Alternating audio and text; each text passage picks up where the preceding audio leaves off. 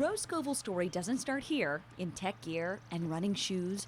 It starts here, on the couch. You know, I wouldn't run unless I was being chased by a big, hairy, scary person, and even then I wouldn't, because I wouldn't get very far anyway. That was the running joke until 2008, when at the age of 32, Rose was diagnosed with type 2 diabetes. For me, it was a life-changing thing. I don't know that anything else would have been a big enough kick in the pants. So Rose started walking 20 minutes a day, 3 days a week, on a treadmill she'd owned for 3 years but never used. She walked a couple of 5Ks, and then a few months later, a mammoth challenge from a friend to walk the '09 mini marathon. So this is my first mini marathon bib. I was walking, I was in Corral Z, I had no idea how long it was gonna take me. She walked every step and finished in 3 hours, 19 minutes. From there, Rose was hooked on racing. Since then, she's completed more than 120 5Ks, half marathons, and marathons. She's done a 100-miler bike race, multiple distance triathlons, and is currently training for a half Ironman this summer. She's sentimental about the accomplishments, too, keeping a corkboard in her office with the current season's racing bibs. This entire space will be taken up by the end of the year. And a quilt in her living room with T-shirts from her inaugural season 6 years ago. When you ask her for motivation to get out the door and hit the road, she says the trick is to set a goal and train. You can do this. You really can.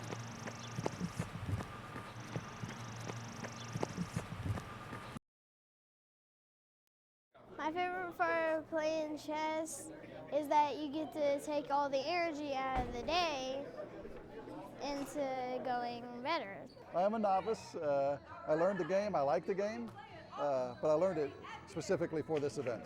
Check, check, check. I fully expect to lose, so there's no nervousness about it. I can still get you. The competitiveness of the officers. I really want to get that right. One of them in particular, he was on the internet, downloading the application on his phone so that he could practice and be prepared for the event. It's worth it. One of the goals that I've had is to change the perception of the police as adversaries. Oh, what did I do that for? It also gives you an opinion. Instead of most people thinking cops are bad, they're actually good people. Good game, man.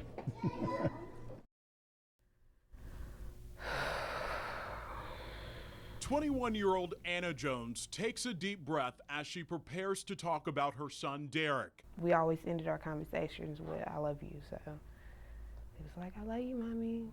In these pictures, you can see the happiness on his face. Jones says his smile lit up an entire room. He was just happy like he normally is. He was, "Hey, Mommy." Just like a normal child would be. Jones says Derek was staying with his father, 29-year-old Dennis Price. Saturday night, she says she got a frantic call from Price saying something was wrong. Worst call ever. Worst call for any mother.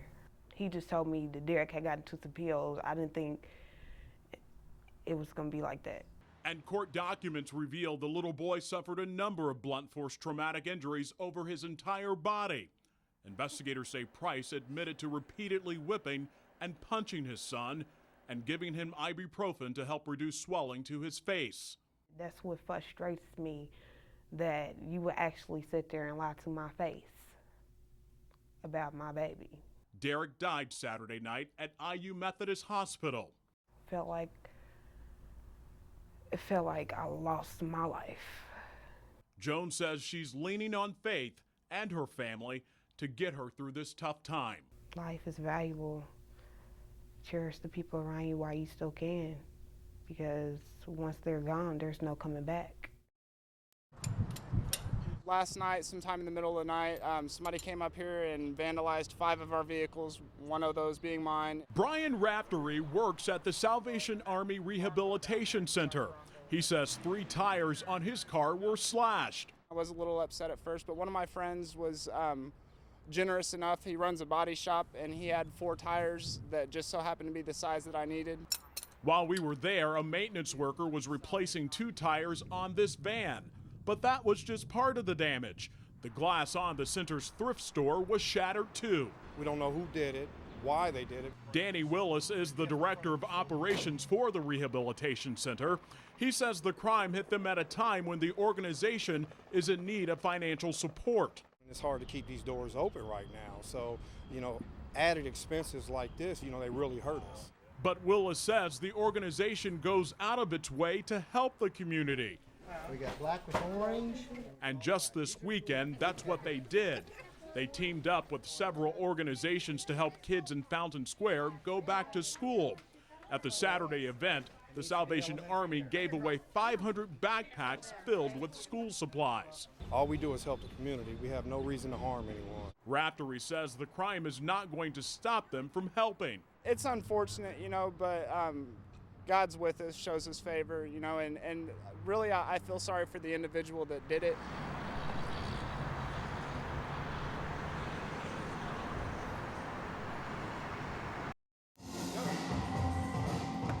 Peek through a window of this towering room, you'll see boxes, bars, and bouncing. It's just run, jump, climb, have a good time. It's essentially what it is just all of that, and then some. Meet Aaron Storyewald, a Central Indiana guru of parkour, roughly defined as the science or sport or art of moving quickly over, under, or around whatever's in your way. Are you guys okay? You guys good? You all right? Storyewald runs Base Parkour, BASE for balance, agility, strength, and endurance. One focus is finding fitness through fun, or fun through fitness, whichever. Of course, there's some really hard work. Usually I'm dripping wet. Michelle Hewitt calls it an outstanding workout where everyone feels welcome. I asked the teacher, actually, is it okay for girls? And he's like, yeah. Bob Myers of Fishers got a similar answer when asking about age. His son tried parkour first. He started doing it, and I said, I need some exercise too. I've been trying to get in shape on my own, doing the treadmill, going for walks, and just wasn't doing it. So I saw people my age in here as well. So I thought, well, if they can be in here, so can I. As for the highest flyers, they insist it's not a competition with anyone other than yourself. Good means comprehending your own movement, so being able to surpass obstacles efficiently and safely. Christian Willems is so good at it that he helps train police officers. It's kind of intimidating, but we make friends, and when we're outside on the streets doing things, they recognize us, and they're like, oh, hey, I know what this is. It's pretty cool. Storyewald is proud of his highest flying proteges, but it seems he may be even more pleased when someone new vaults over their fears and takes on the challenge. You don't need to flip, trick, and spin to be able to do parkour. If you're not afraid to walk on the concrete and walk upstairs, then you should be able to do parkour. Nice job, guys. Good work. Good evening, Lori. All of the victims being treated for their injuries have been evaluated and released from Marion General Hospital. Some 1,600 employees work here at the GM plant making hoods, fenders, and doors for the General Motors product. Now, one of the employees injured in today's blast told me he's lucky to be alive. It's just unfortunate things happen the way they did. Nearly 5 hours after he was rushed to Marion General Hospital, Dwayne Stamper walked out on his own carrying a bag of clothes and his boots. He was one of the 6 people injured during Tuesday's explosion. Well, we just heard a big boom and everybody went running to find out what the problem was. Then we saw the gas throughout the air. Security and everybody come over, done everything they could as quick as we could. Stamper told me he's worked at the plant for 15 years, and this is the first time something like this has happened. Our union, everybody does everything they can to keep everybody safe, and everybody's on top of it all the time. Stamper injured his right leg, as you can see, trying to help his co-workers after the explosion. The Marion coroner confirmed one of them, 48-year-old James L. Gibson, died of his injuries. This has been such a great plant for us since the 1950s, and the great track record when it comes to safety, and when you hear of a loss like this, it really affects the whole community. Jennifer Smithers came to comfort Stamper in his time of need. I can see the emotion in your face. How grateful are you? Very, very grateful. Chris Johnson told me he's also grateful. He was working inside the plant and heard the explosion, but wasn't hurt. My wife says a prayer for me every day, and we take it lightly, but, we never know when we're going to go to work and not come home, and that's really sad. And late this afternoon, a General Motors spokesperson told me that third shift has been canceled except for maintenance and shipping drivers. As for first shift tomorrow, everyone is expected to return back to work. Now, Dwayne Stamper told me he wants people to pray for James Gibson's family and the rest of the General Motors family. Reporting in Marion, I'm Daniel Miller, 24-Hour News 8.